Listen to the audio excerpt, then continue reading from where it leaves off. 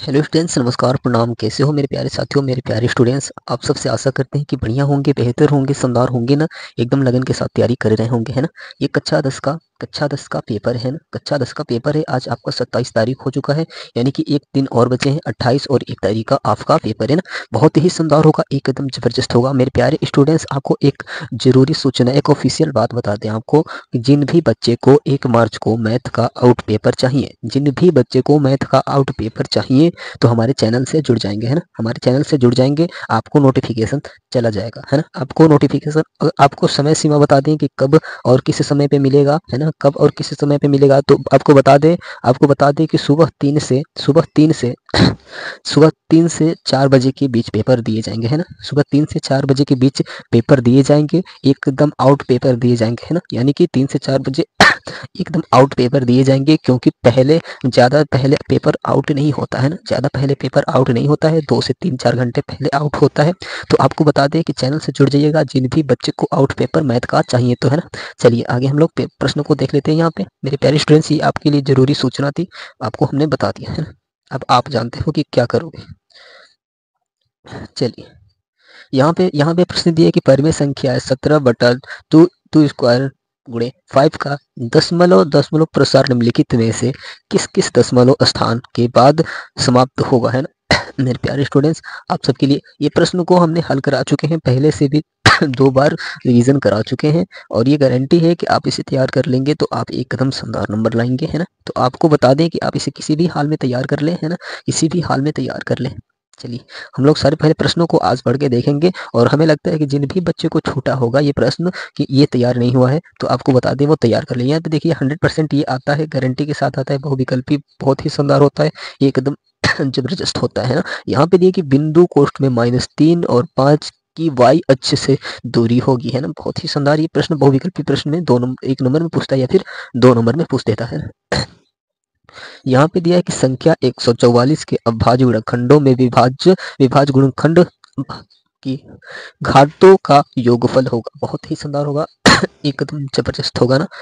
आइए मेरे प्यारे स्टूडेंट्स, आप सब एकदम दिल को एकदम दहला दीजिएगा पेपर में एकदम, है ना। यहाँ पे दिए गए हैं लसा इतना है 100, 132 और 288, है ना। उसके बाद से बराबर 3168, तो मासा 132 और 288 होगा, है ना।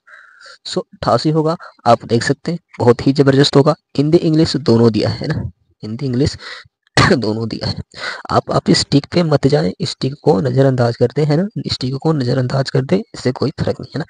यहाँ पे दिया कि यदि यदि द्विघात समीकरण 3x/2 minus 12x plus m बराबर 0 के मूल्य बराबर है, तो m का मान होगा, है ना। बहुत ही जबरदस्त है, एकदम से 20 बहुविकल्पी प्रश्न आपको दिए जाएंगे, है ना। 20 बहुविकल्पी प्रश्न आपको दिए जाएंगे मेरे प्यारे स्टूडेंट्स। यहाँ पे दिया है कि समीकरण 5x/2 माइनस 3x प्लस 2 बराबर 0 के मूलों का योग होगा, है ना। बहुत ही शानदार होगा, ये भी प्रश्न एकदम जबरदस्त प्रश्न होंगे। यहाँ पे आपका होगा युगपत समीकरण x प्लस 2y बराबर 70 और 2x प्लस 5y बराबर 35 का कोई हल नहीं है यदि फाई का मान होगा, है ना। बहुत ही शानदार होगा, एकदम जबरदस्त होगा। आप देख सकते हैं इसमें से कौन छोटा है हमारा, और वो तैयार कर लेंगे, है ना। यहाँ पे दिया कि बिंदु ए बराबर ए कोष्ठ में -4 और 2 तथा बी कोष्ठ में 5 और 6 को जोड़ने वाला रेखाखंड का मध्य बिंदु पी कोष्ठ में a/8 और 4 दिया है, एक का मान होगा। बहुत ही शानदार, एकदम जबरदस्त। बार बार पूछता है प्रश्न, बार बार पूछता है, तो इस साल भी पूछेगा, है ना। आप इसे भी तैयार कर लें, नौवा भी तैयार कर लें, है ना। आप इसे भी तैयार कर लें। अब यहाँ पे प्रश्न भगवती प्रश्न आ चुका है। यहाँ पे दिया कि त्रिभुज ABC में यदि AB बराबर 6 करनी में 3 सेमी, AC बराबर 12 सेमी तथा BC बराबर 6 सेमी हो, तो यहाँ पे B की माप होगी। बहुत ही शानदार होगा, है ना। बहुत ही शानदार होगा, एकदम जबरदस्त होगा ना।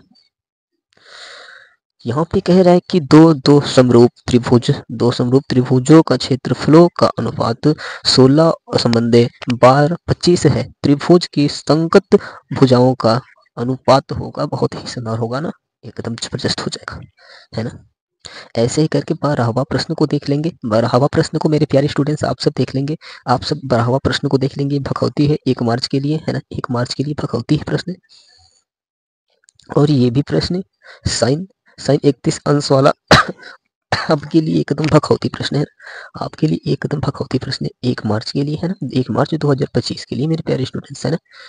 चलिए, चैनल पे नए हैं तो चैनल को सब्सक्राइब कर दीजिएगा, बेल आइकन को दबा दीजिएगा ताकि हमारी नोटिफिकेशन आपके पास जाती रहे, है ना।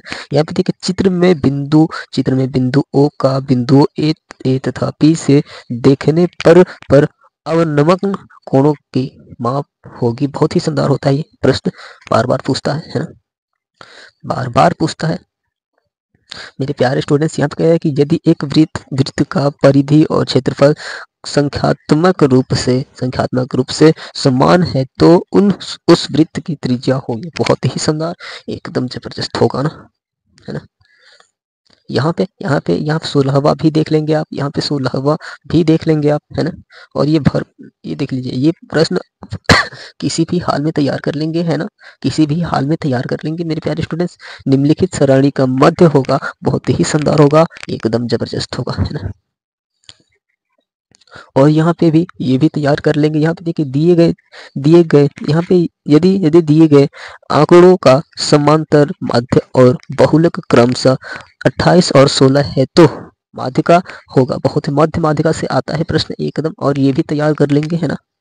इसमें से बारंबारता से बार बार पूछता है और ये भखौती प्रश्न है ये सब। 1 मार्च को एकदम देखे जाएंगे, है ना, 1 मार्च को एकदम देखे जाएंगे मेरे प्यारे स्टूडेंट।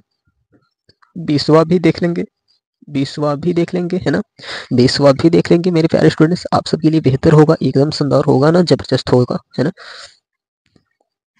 चलिए आगे ये देख लीजिए, ये भखौती प्रश्न है। ये भखौती प्रश्न सिद्ध कीजिए कि करणी में 3 का परिमेय संख्या होगा। मेरे प्यारे स्टूडेंट्स, आप किसी भी हाल में इसे तैयार कर लेंगे, है ना। 2 नंबर का है ये, 1 मार्च को देखे जाएंगे प्रश्न, है ना।